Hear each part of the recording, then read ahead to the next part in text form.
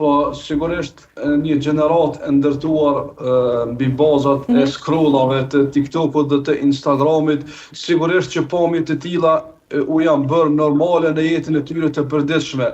Pra ne I shohim përmbajtjet që I ka TikToku dhe Instagrami, videot që I ka dhe përmbajtjet dhe kontentin.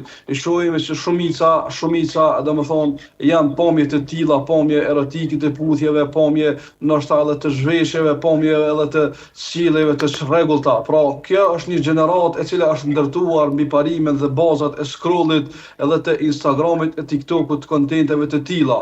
Pra nuk është çudi pse një përkraje ndaj një sjellje të caktuar është normalizuar, për shkak se janë normalizuar sjelljet dhe pamjet e tilla.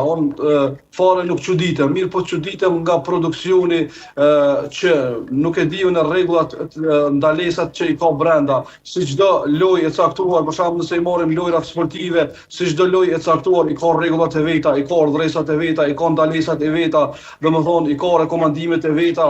Ka lojë domethënë e cila është e strukturuar, mirë po një lojë e qaraveshur ku dukuritë negative si puna e pamjeve erotike është pjesë përbërëse e saj, nuk e di unë ku është rregulli dhe kush e mban rregullin. Pra, unë po besoj që jam përkrahje normale duke e ditë faktin se mbi bazën e kujt dhe mbi bazën e çkafit është ndërtuar rinia jonë dhe është ndërtuar shoqëria jonë, e që shoqëria kryesisht shoqëria kosovare